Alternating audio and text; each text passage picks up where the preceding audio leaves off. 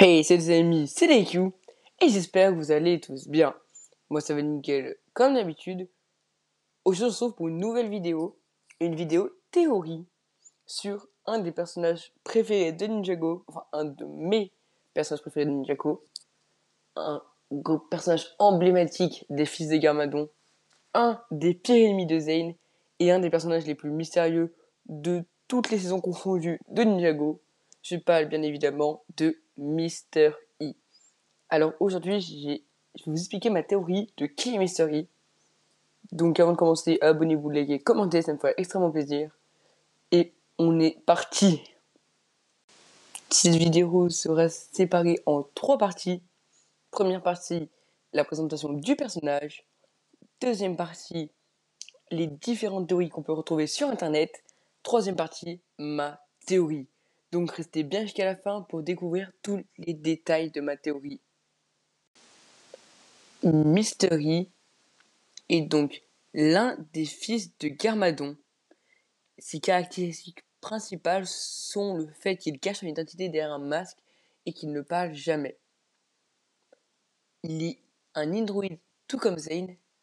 Il est redoutable avec une épée. C'est l'ennemi juré de Zane. Il a été détruit dans la saison 9 par Garmadon car il n'avait pas réussi à capturer Lloyd. Il réapparaît dans la saison 16 sous la forme de Mr. F cristallisé.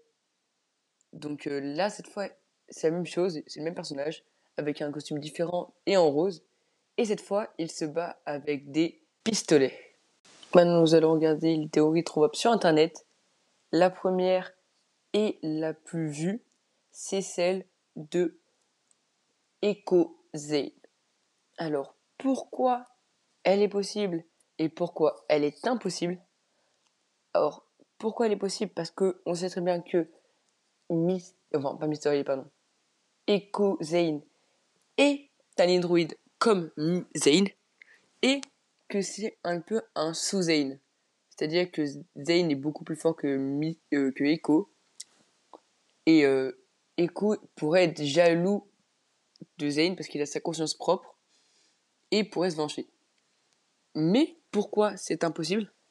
Parce que demain, comme on voit dans cette scène précisément, on voit qu'il ne sait pas se battre.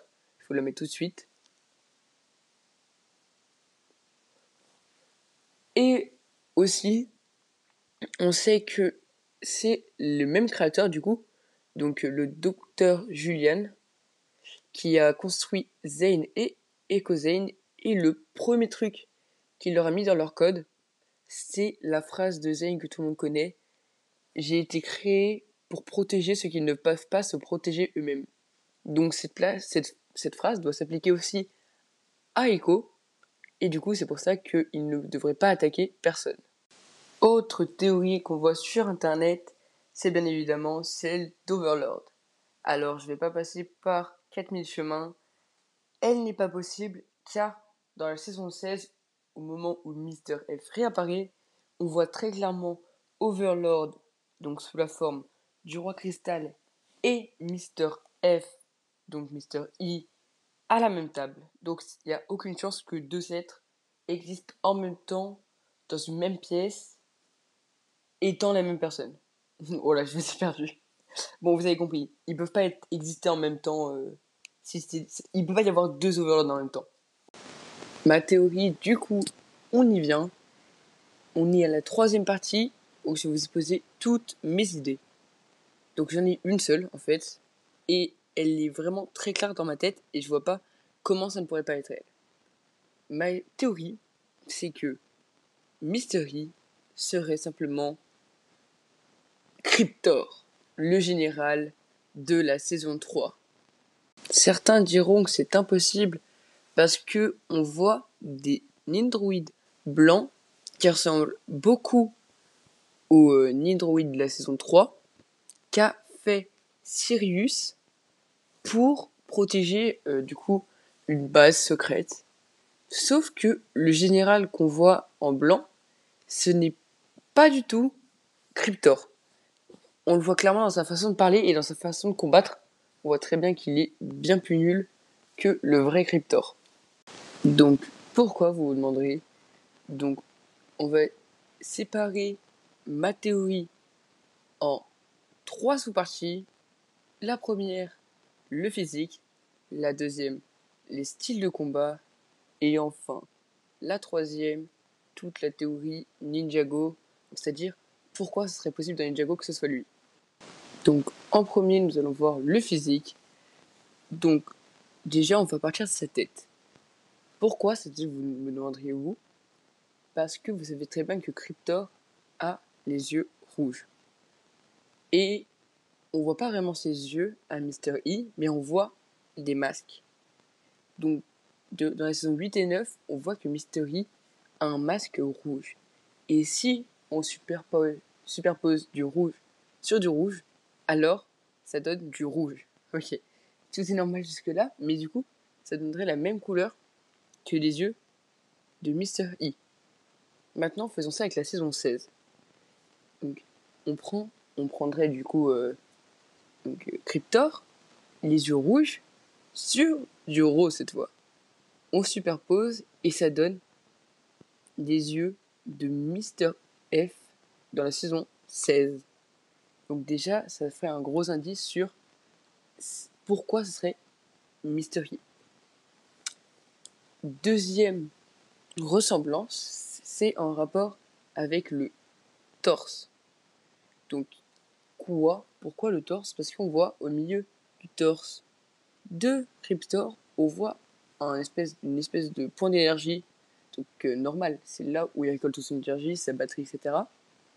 Et sur Mystery de la saison, Mr. F, pardon, de la saison 16, on voit le même point d'énergie. Alors pourquoi il serait pas sur la saison 8 et 9? Donc, pourquoi ce serait pas Mystery qui l'a? Parce que Mystery, il a des vêtements. Mais du coup, ce serait sous ses vêtements. Alors que Mr. F, lui, il a juste un costume. Et là où on voit apparaître, du coup, son torse. Maintenant, au niveau des styles de combat, alors tout simplement, je vous laisse avec cette vidéo.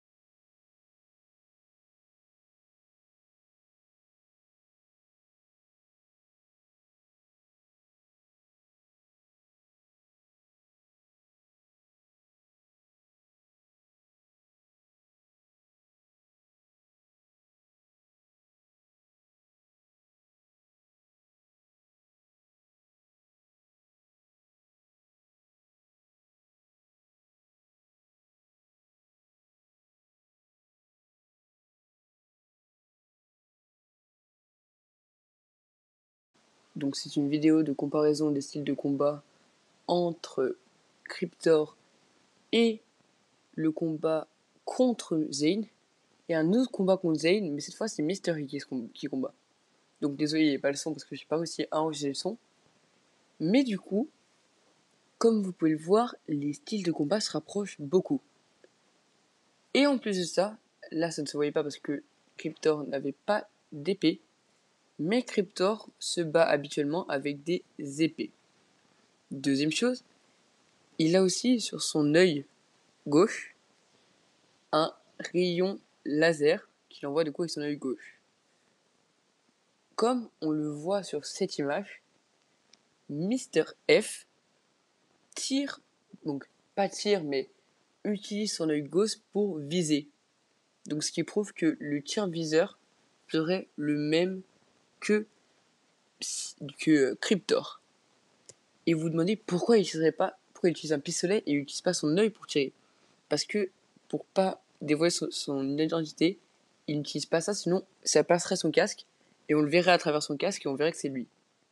Maintenant, pourquoi alors ça pourrait être vraiment lui? C'est parce que on le voit disparaître dans la saison 3, sauf qu'on sait très bien que Dans Ninjago, un disparu peut toujours revenir. Exemple avec 3 Nindroids. Comme ça, on est bien dans le thème de Nindroid quand même. Premier exemple, bien évidemment, Zane, qui est mort dans la saison 3 et qui revient dans la saison 4. On a aussi Pixel, qui est mort dans la saison 3 et qui revient également dans la saison 4. Et finalement, on a bien évidemment du coup Mr. E, qui revient dans la saison 16. La preuve qu'un disparu peut toujours revenir. Et voilà, c'est tout. Donc n'hésitez pas à dire ce que vous pensez en commentaire de ma théorie. Je ferai peut-être un retour sur vos commentaires. Et moi je vous dis à bientôt pour une prochaine vidéo. C'est Daiku. Ciao bye. Simer.